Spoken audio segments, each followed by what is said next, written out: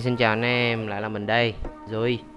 Thì như cái video ngày hôm trước thì mình có nói với anh em là mình sẽ làm một cái video về PvP và PvE cho anh em. Thì hôm nay mình sẽ bắt đầu với cái PvP trước ha. Thì video này được quay vào một hôm mà mình chơi với bạn của mình. Mình đi làm cho công ty Reaper để mà chủ yếu là để cày cờ level và cày rank Reaper ấy. Thì cái vấn đề rank đó mình cũng sẽ có một cái video hướng dẫn riêng sâu dành cho các anh em. Thì tạm thời là chủ đề của video ngày hôm nay là về PvP nha anh em. Thì ok, không nhầm do nữa, intro.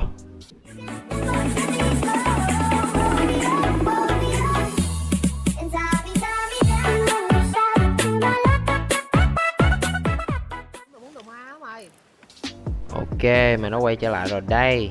Và tip đầu tiên mà mình muốn nói với anh em đó là trong trường hợp khi mà anh em đang ở bên team gọi là team cướp bóc ấy, là team tấn công ấy, thì hãy tắt hết tất cả đèn nha. Bởi vì đèn là thứ làm lộ diện chúng ta rõ ràng nhất, và kiểu như là nó sẽ giúp đối phương nhìn được thuyền của chúng ta ở một khoảng cách rất là xa, và điều đó cực kỳ không nên. Anh em muốn đánh úp một ai đó thì tốt nhất là anh em nên tận dụng cái bóng tối để mà anh em chơi. Và khi đi đánh úp người khác á, anh em nên sử dụng những cái loại thuyền mà nó có màu tối đi một tí, thì nó sẽ rất là hữu dụng hơn cho anh em đánh, đặc biệt là vào ban đêm nha. Ok, đó là tip thứ nhất.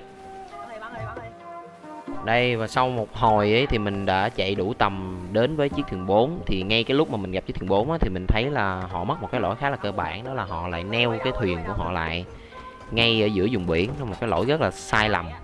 Và ngay lúc này mình tận dụng canon ngay lập tức, và bạn có thấy lúc này á, thì có một thằng đang cố gắng bay qua thuyền mình thấy thằng đó, nhưng mình vẫn tiếp tục sử dụng canon là bởi vì đồng đội mình report là có người bay qua, và mình nghĩ là đồng đội mình sẽ cover được. Nhưng mà hơi tiếc là đồng đội mình giết thằng đó hơi trễ, nhưng mà ngay lúc này mình ngay lập tức nhảy qua thuyền của đội bạn luôn. Thì ngay ở cái lúc này á, thì mình lén lút khá là tốt và gần như không ai biết mình hết. Và khi mà lên thuyền á, thứ các bạn quan tâm nhất trong một cái trận PK thuyền với nhau á, đó là neo. Khi bạn lên thuyền của đối phương được, hãy cố gắng neo thuyền đối phương lại ngay lập tức, bởi vì bạn sẽ khóa chân đối phương lại, đặc biệt là chiếc thuyền 4 nó cần đến 4 người kéo neo. Nên bạn phải tận dụng tốt cái neo này. Khi bạn kéo buồm lại, đối phương sẽ nằm trong thế bị động, sẽ rất là khó chơi hơn. Và trong cái tình huống này á, tại sao mà mình lại ném bom lửa vào cái cục buồm? Bởi vì như cái hình ảnh ở phía bên trên này mình sẽ cho các bạn xem, thì ngay ở cái hình ảnh này á, thì đây mỗi một chiếc thuyền á, nó sẽ phân chia những cái hitbox ra khác nhau. Nó giống như là cái hitbox của con người trên người mình vậy á. Thì khi mà có cái hitbox như vậy á, bạn ném vào cái vị trí mà mình ví dụ cho các bạn xem, như đây là cái vị trí cái vị trí số 0 đi. Thì khi mà bạn ném bom lửa vào vị trí số 0 như vậy á, thì nó sẽ cháy lan xuống vị trí A1. Và sau một khoảng thời không, mình nói nhầm, vị trí A2. Và sau một cái khoảng thời gian nhất định, cái vị trí A2 nó sẽ cháy lan ra vị trí A3 và A1. Hoặc nếu như các bạn ném vào vị trí B2 đi, thì khi mà các bạn ném vào vị trí B2 á, nó sẽ cháy lan ra vị trí B1 và B3. Và sau một khoảng thời gian cháy cũng tương đối lâu á, thì cái vị trí B1 nó sẽ cháy lan ra A1 và C1. Còn B3 nó sẽ cháy lan ra A3 và C3. Nó nôm na dễ hiểu cho các bạn hiểu là vậy. Và cái cột buồm thì luôn là cái vị trí nằm ngay giữa tất cả các khu vực xung quanh, cho nên các bạn nên tận dụng bom lửa và ném vô đó ha. Ok, và tiếp tục với trận chiến thì mình có một cái mẹo tiếp theo dành cho các bạn, đó là hãy tập thói quen cầm canon và nhắm thấp vào. Bởi vì khi mà các bạn đấu thuyền 2 với thuyền 4 á, thì có một vài bạn có một cái thói quen là chỉ cầm canon lên và bắn trúng vào thuyền địch nhiều nhất có thể thôi, nhưng mà không quan tâm đến vấn đề là trúng ở đâu. Nhưng mình khuyên với các bạn á, là hãy nên tập thói quen như trong pha vừa rồi mình bắn, mình đang cố gắng nhắm thật thấp vào để trúng cái bon dưới cùng. Bởi vì đối với thuyền 4 á, thì cái bon dưới cùng là cái bon mà nó tiếp xúc với nước đầu tiên nhất, cho nên các bạn phải cố gắng nhắm trúng bon cuối cùng thì nước nó mới vào được. Chứ nếu như các bạn mà chỉ việc bắn trúng ở cái bon ở tầng giữa thôi á, thì nước sẽ không vào, gần như không có tác dụng gì cả. Cho nên là hãy tập thói quen nhắm thấp vào thế nha. Và sau một hồi bắn tầm khoảng hơn 20 viên canon thì mình nhận thấy là cái việc bắn canon như vậy, thuyền của đội bạn có đến tận 4 người thì Thế đó không phải là cách để nhấn chìm cái thuyền 4, nên là mình quyết định là sẽ nhảy qua thuyền đội bạn. Thì ngay lúc này mình nhảy qua thì mình nghe tiếng được là có một người đang cố gắng kéo neo để chạy, mà lúc này họ đang di chuyển, và họ thật sự họ thật sự mắc cái lỗi đó liên tục và luôn luôn kéo neo. Và lúc này bạn có kéo neo lên thì cũng đâu còn nghĩa lý gì nữa. Đấy, bây giờ mình sẽ cố gắng lén lút leo lên thuyền cho các bạn xem ha. Thì vẫn y như cũ thôi, cứ chạy lên thuyền kéo neo trước. Đấy, họ tiếp tục không để một ai canh ở neo cả, và mình lại tiếp tục neo. Và lần này mình lấy đến tận 2 mạng luôn chứ không phải là một mạng nữa. Và ngay lúc này mình cũng mắc một cái lỗi BK nữa, đó chính là mình quá ham nạp đạn súng nhắm, thay vì lúc đó đáng lẽ mình nên sử dụng kiếm luôn, nhưng mà mình lại ham nạp đạn quá cho nên là mình đã chết. Thì cũng là một cái mẹo nho nhỏ cho các anh em nào mà muốn BK mà trong tình thế 1-3 hoặc là 1-4 nên lưu ý đừng có ham mà nạp đạn súng nhiều quá. Và ngay cái lúc này thì ngay khi mà mình chết mình quay lại thuyền thì mình quyết định là định sẽ qua cái thuyền 4 để mà nhấn chìm tiếp, nhưng mà ngay cái lúc này thì thuyền 2 lại quá gần, thì cho nên là mình quyết định là mình sẽ ở lại. Nhưng mà khi mà các bạn BK như vậy á thì trận chiến là trận chiến mà hai các bạn đánh với 6 người khác, cho nên mình có một cái lời khuyên á, là những cái trận chiến như thế này á, tốt nhất là các bạn nên hạn chế cái vấn đề mà bắn giáp lá cà như thế này, bởi vì thuyền 1 nó chỉ có một pháo thôi, bạn không thể nào kham nổi hết. Cho nên là trong cái lúc này là mình với bạn của mình đã quyết định là sẽ quay thuyền chạy, bởi vì tham gia một cái trận chiến như này nó không đáng cho lắm, mà nó rất là dễ chết. Cho nên là lưu ý nha, thuyền 1 không bao giờ đánh giáp lá cà với bất kỳ thuyền nào hết, trừ khi cái chiếc mà bạn đang đánh cũng vẫn là thuyền 1, khi đó bạn mới suy nghĩ đến cái chuyện mà giáp lá cà. Và ở ngay đoạn này thì mình cũng có một cái mẹo nhỏ nữa cho các bạn trong PvP, đó là tận dụng tốt cái neo này. Thì khi mà các bạn đang cần đi hướng ngược lại ấy, thì bạn hãy làm như trên video mình đã làm. Các bạn hãy đánh hết lái thuyền của mình qua một hướng mà các bạn muốn quay đầu lại. Sau đó các bạn thả neo, và ngay cái lúc mà neo vừa chạm mặt nước ấy, bạn với cái người chơi cùng với bạn hãy kéo neo lên ngay lập tức, thì các bạn sẽ quay đầu rất là nhanh, không cần phải mất thời gian mà ngồi đợi.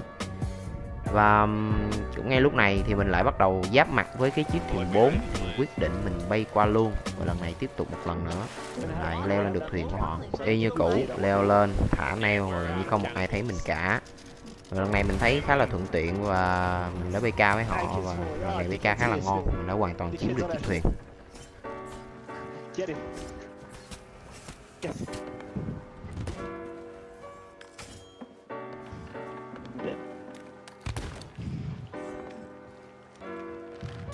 Someone's been stolen away and I should drop the echo balloon.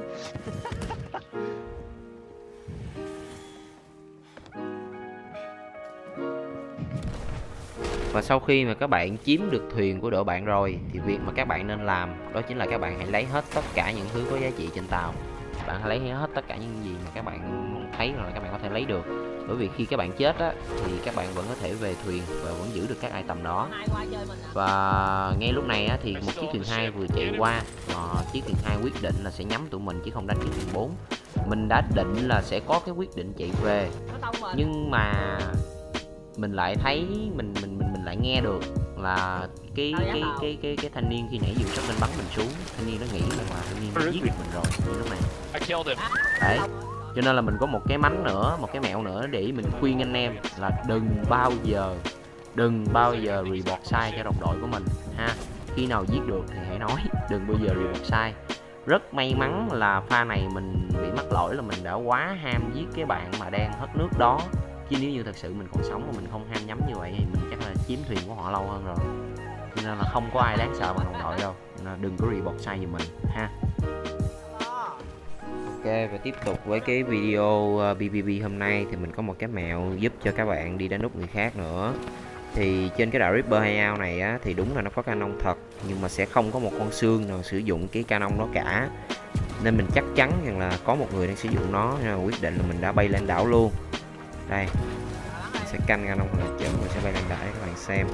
Thì trên lúc mà mình bay lên đảo thì mình cũng nhìn thấy có một chiếc thuyền 4 phía bên kia, thì mình biết chắc là họ mới vừa đi phọt về, cho nên mình quyết định là mình sẽ cướp của họ.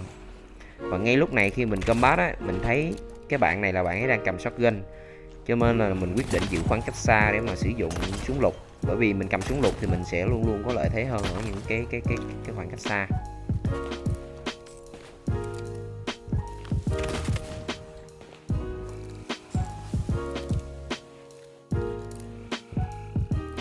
Và tiếp tục với cái combat trên đảo á, thì ngay lúc này mình gặp một người chơi. Và trong cái trận đấu này á, là anh ta cầm súng nhắm, cho nên là mình sẽ phải tìm cách để mà tiếp cận. Nhưng mà khó một cái nữa là lần này là anh ta cầm double gun, nghĩa là anh ta cầm một cây súng nhắm và một cây shotgun, thì mình rất là khó tiếp cận. Và xui một lần nữa là lần khi nãy ấy, mình đã combat hết sạch đạn rồi, cho nên là mình không có đạn. Cho nên là trong trận đấu này là mình quyết định luôn là mình sẽ dùng kiếm để mà mình đấu với cái bạn này luôn. Mình minh họa cho các anh em xem, để anh em có một cái mẹo khi mà anh em bị dồn vô cái thế khó giống như mình là chỉ có kiếm thôi, súng thì hết đạn thì làm sao mà combat. Thì ngay lúc này mình sẽ chỉ cho anh em một cái mẹo, đó là cái mẹo né đạn. Anh em hãy đè chuột trái và sau mình nói nhầm, anh em hãy đè chuột phải và sau đó chỉnh theo cái hướng mà anh em muốn đi, và khi đó anh em hãy nhấp vô cách thì anh em sẽ nhảy được như mình. Đè chuột phải sau đó bấm cách thì anh em sẽ né. Đấy, né này, đấy. Thì trong cái lúc mà anh em né, anh em cũng luôn chỉnh cái phím đi tới để mà anh em nhảy càng ngày càng gần lại, anh em có thể tiếp cận đối phương và dứt điểm đối phương. Thì ngay lúc đó đồng đội của mình cũng vừa báo là còn thêm một người sau lưng mình nữa, nhưng mà mình sẽ cố gắng tập trung để giết cái bạn này trước. Nhưng mà khá là khó cho mình sẽ cố gắng xoay sở cho các bạn xem. Đấy. Khi các bạn kết hợp tốt giữa chuột phải, chuột trái và cả dấu cách, các bạn có thể bay được rất là xa.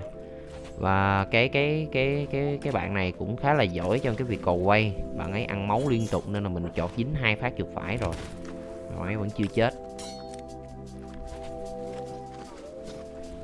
Đồ nhiều lắm, phụ tao lấy vậy đó.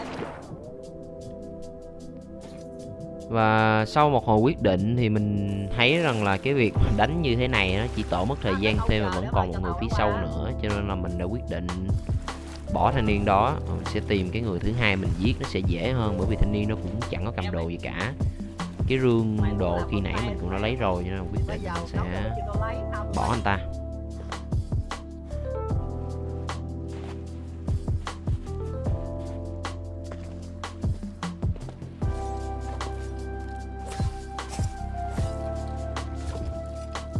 Và sau một hồi tìm kiếm thì cuối cùng mình cũng đã tìm được thanh niên khi nãy cầm double gun đấu với mình. Và ở đây mình cũng có một cái mẹo nữa là vừa rồi là mình đã dùng cái chuột phải cộng chuột trái để mình có thể di chuyển dưới nước xa hơn. Như các bạn thấy mình đã bay một khoảng rất là xa. Nó cũng là một cái mẹo khá là hay dành cho những bạn nào chơi PvP muốn dí người khác, có thể là dùng để chạy, khá là có ích. Đấy.